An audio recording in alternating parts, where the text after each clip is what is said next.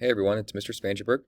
So if you missed the first day of our online unit here on severe weather and natural disasters, you'll want to watch this video so you know what to do for the first day of assignments.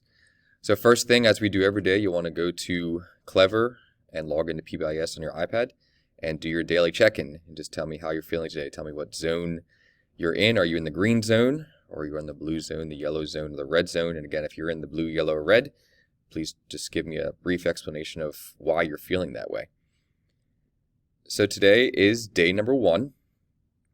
So you'll come to our Google Classroom here for our unit, and here's what you'll want to do for today. So the first thing, you'll want to complete the severe weather pretest.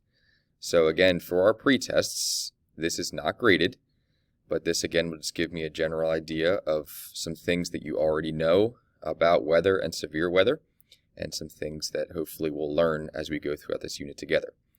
So again, complete this first thing before you do anything else.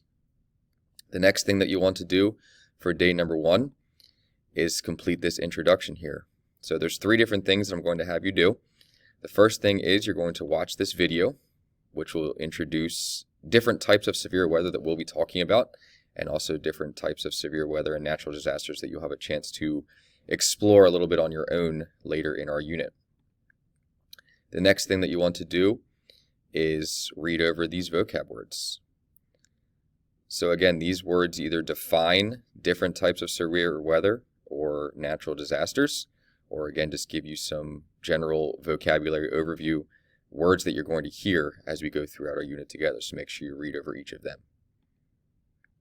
Finally, after watching the video and looking at the vocab, you want to answer these 4 questions. And if you're with us for our live synchronous lesson today, these are the 4 questions that guided our discussion that we had today together, which is a really good discussion. We had a really good start to our unit. So thank you for those that were able to be here. Finally, after that, you'll go to the first main topic of our severe weather unit, which is going to be on thunderstorms and lightning. So you'll go here, and there's a couple of things I want you to do. The first thing I want you to do is open up this PDF and just read through the different types of lightning.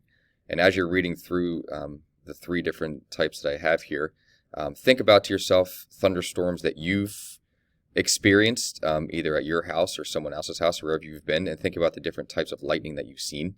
And as you're reading through these 3, think to yourself, have you seen these types of lightning before? And I would imagine the answer is probably going to be yes for most of us. Then you'll watch this other video here, which will specifically focus on thunderstorms. So you'll want to, again, go to Clever and log on to BrainPop if you find that this link is not working. And then you just simply search thunderstorms to watch that video.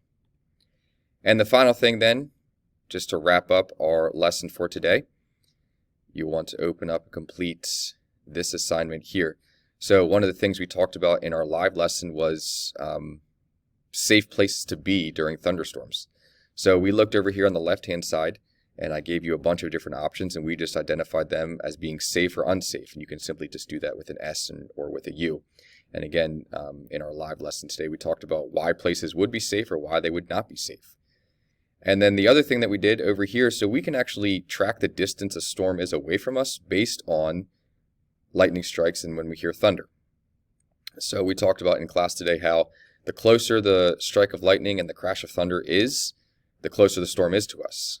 But the farther spread apart they are in terms of seconds, the farther away the storm is for us. We talked about the importance of that and just knowing and understanding, how close the storm is to you.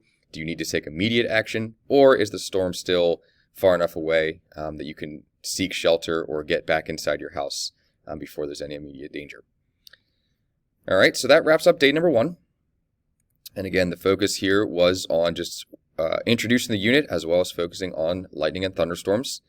As always, if you have any questions and weren't able to attend the lesson today, please do send me an email, and you can find that up here where it says Mr. Spangenburg's contact information, and there's my email address, and you can just send me one from your school email on your iPad.